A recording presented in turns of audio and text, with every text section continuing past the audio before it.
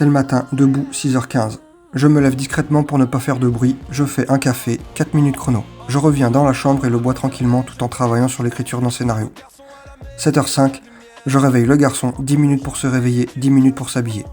Métro, RERB, 4 minutes de marche, 29 minutes de trajet au total. Il va à l'école, je vais au travail. Direction état-major du GRS d'Île-de-France. Ambiance militaire. Comptabilité et mobilité des agents civils et militaires. Repas de midi au mess, une cantine réservée au personnel militaire, civil. Parmi les militaires, je suis gourmand de leurs histoires. Et il y en a toujours une anecdote pour le dessert. Voilà ce qui occupe ma journée. 18h à la sortie de l'école.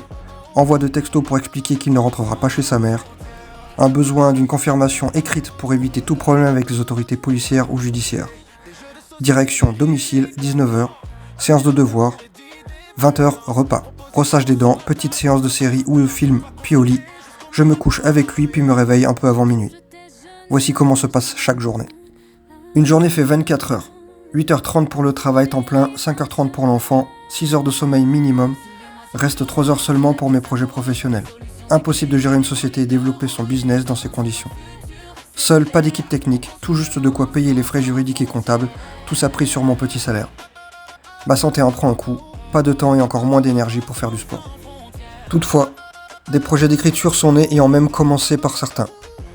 Un a pris naissance dans les bureaux de l'état-major, lors de la préparation du test de culture générale organisé par le colonel.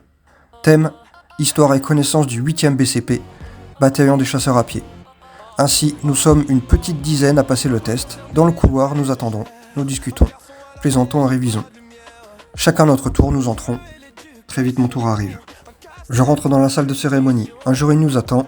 De droite à gauche, le chef réserviste, officier commandant. Au milieu, le colonel, celui qui gère la boutique. À gauche, le duc d'Orléans, parrain du 8e BCP.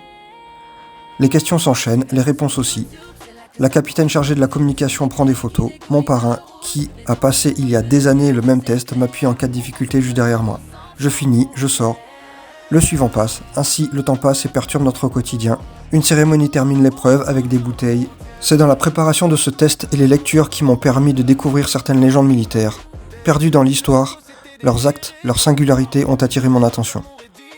Thème du long métrage, opération de reconnaissance, défense de territoire français.